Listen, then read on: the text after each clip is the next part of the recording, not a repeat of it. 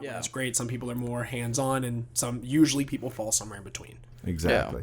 Yeah. I look at that. I know a lot of people were going to Full Sail, let's say, paying lots of money. That's the one people love ripping on. They love, and I don't have a problem with that. It seems like, I don't know, where is your money really going there? But there are a lot of people I look at online who are actually doing quite well with a Full Sail degree. One of them is Film Riot, Ryan Connolly. Yeah. That's a big one. And there's a couple of local guys that I know who are actually there now. Which is interesting when you think about it. He comes out of a film school and starts a resource for people who don't go to film school. Exactly. Which is very interesting. Every once in a while has his sponsorship from that school. That's all right. It's like, make money where you can. It's a great time to be doing filmmaking. I mean, from the DSLR revolution's kind of come to a close, in my opinion, but we're evolving from exactly. That. We're entering now the world of cheap cinema cameras, and I think that. Well, do you know where the DSLR thing started before the DSLR became the video camera?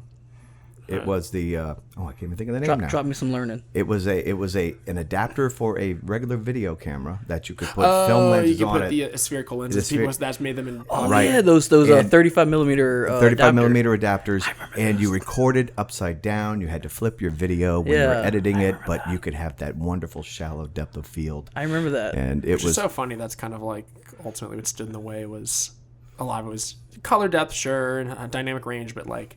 Depth of field. Huge. Controlling the image like that. You get that there, and a little bit more latitude with the light, and you can be forgiven. The 2-point color. No, the 8-bit, 16-bit, 64-bit, whatever. The different the low resolutions. It was like, ooh, but look at the bokeh I got, which was the big phrase or word for a long time. Yeah. But then you look at it, and it's and things changed. The DSLRs came out, the T2i. That was my first. It was my first love, and my son stole it.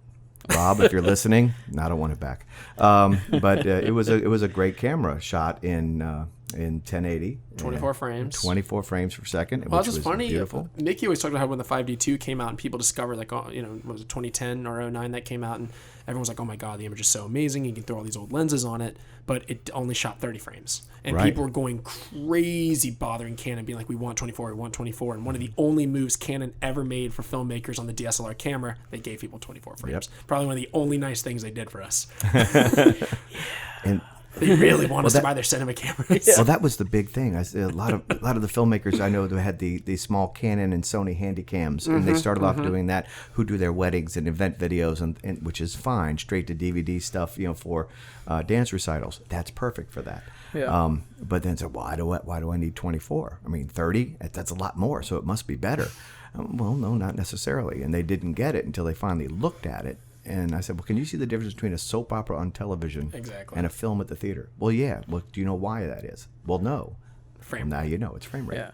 But also didn't 30 frames also start even earlier with the those consumer grade cameras that were like on VHS? Didn't those shoot in 32? On 30, I mean, not 32. Probably, because that's what like broadcast and sports and everything was. Well, what I'm saying is that people got so used to 30 as the standard. What's the home movie look? Right. Well, let me give you the let me educate you a little bit here. A long time ago, land far, far away. I used to teach video production, and we really got down into the technicalities of it. But it was 30 frames a second, actually 29.97 frames per second, due to the fact that the power that comes in here in the United States out of our wall is 60 hertz. Yes, that's right. And the frames. That's why. Yeah. 2 fields per frame. Yeah. They were 60 fields per second. And that's why they do 25 and 50. Yeah. In the PAL system. In PAL system, because that's their power over there. That's right. And so it's like you don't think about how everything is interrelated, but it's like, well, this is what works. Worked for us, and it worked beautifully. Well, you see some vestiges of that, like the GH4, shoots 4K, but it's technically 3.8K unless you change the power cycling on it. You change its frequency, and then it does true 4K. It gives that extra 300. It's like becomes 4.1K or whatever, but you have to change the power cycling on it to 24 hertz. It's really weird, and it plays fine on everything. It plays fine on NTSC and everything. It doesn't mess up anything. It's just you specifically have to do one of your custom buttons that when you tap it, it flips the frequency, and that it like resets your camera when you do it. Okay. Yeah, it's really interesting. Well, I love it when you talk about 4K. You know, what I shoot mostly, or 99% of the time is 1080. You know, which is Well, a lot of people perfect. still do, Yeah, there's nothing wrong with that, and Yeah. everything's coming out 4K. I'm like, well, okay, great. How can you best show that? Well, if you're going to show it in a theater that has that projection capability and you're able to create that file, that's great. But Most people what would don't. you tell people who want to actually? I want to get a 4K camera. It allows you to mask a lot of mistakes and punch in. That's why I shoot 4K. I don't shoot 4K because I want to Multiple output. angles. I output everything 1080, but Exactly. 4K because it gives me. And the weird thing is, I watched something recently, some behind the scenes stuff where they were talking about the reason David Fincher shot certain films on 6K was so he could punch in for 4K. Absolutely. You know, and it's the same thing. It gives you a little more creation in the post. Just did a feature where they shot in 4 and they're delivering in 2.5K. Right. Yeah. It's beautiful. I mean, when I first started shooting anecdotes, Right. but I wanted multiple angles, but I didn't have a crew. It was just me, Lisa Macklesmith, who was our host, and whoever the guest was at that time, and wherever we set up. So it was just me setting things up. So I would set up a camera that was wide for both, a camera that was close in on the host, just a medium close shot, and then a wider shot on her, and then another one that was a wider shot just singly on the or doubly, depending on how many guests we had on the guest.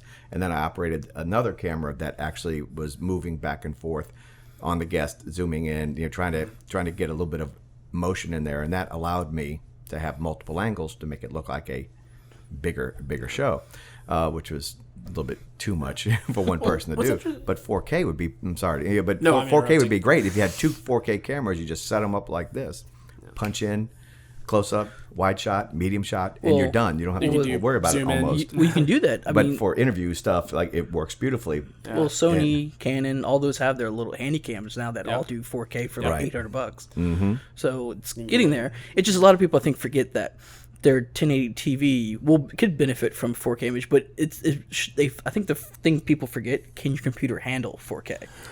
It depends. If it's wrapped in an MP4 and AVC HD, probably. You probably can. When you start getting into newer high, computers. if you get higher bit rates for color sampling, you're doing raw. You're doing like raw 4K. No way. No. You got to be ready for that. Yeah. Right. What's interesting though is that a lot of people ask me, like, I have a lot of friends who they're like, "Oh, you work in film? What's this 4K thing?" I explain it, and they go, "Do I need a 4K TV?" And I go, they've gotten affordable enough now that it's not like it's a passing fad. 4K will eventually be here. The thing that's holding it up, which we've never experienced before, is telecom companies, because they don't want to expand our bandwidth, and people cannot stream 4K yet readily. Like, YouTube has 4K, but we're not. It's going to take longer before we have 4K feeds. Right. And I don't. Which is even why I'm see- not too worried about buying a 1080 camera lately. well, and I don't see why they really need to. I mean, I always feel like the theater experience can be the 4K experience, and that home 1080 is just fine. Yeah, but it's still, though, a theater. It's like fewer people going to theaters now. So When I have my home theater, when I get the money to buy a new house that has room for a home theater in it, yes, then I'll go ahead and put a 4K BAM, Exactly. You big don't ass monitor in need there one, for that. right. You don't necessarily need it. I do remember go back to the Wayback Machine. Number of years ago at the Jazz Fest, NHK came in to shoot a number of the performers at the fairgrounds, Nippon Television. It was awesome, and they brought in their HD cameras, Yeah, we're like, and they had an HD. what year is this? God, 2005? No, it No, was, no, it was before more like mid '90s. Oh, so they're bringing out, like the Genesis. Oh no, it was the big 720s. 18-wheeler trailers out there pulled in there, and cables, as thick as my neck, connecting these big, massive studio style cameras that were feeding that HD feed over, and they were recording it to tape.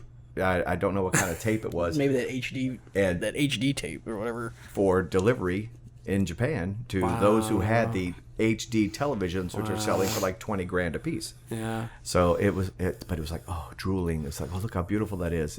And I remember somebody I was with saying, "Oh, you know what? They'll never get that down into a camera size. It'll never happen." I'm like, never say never. That's not how technology works.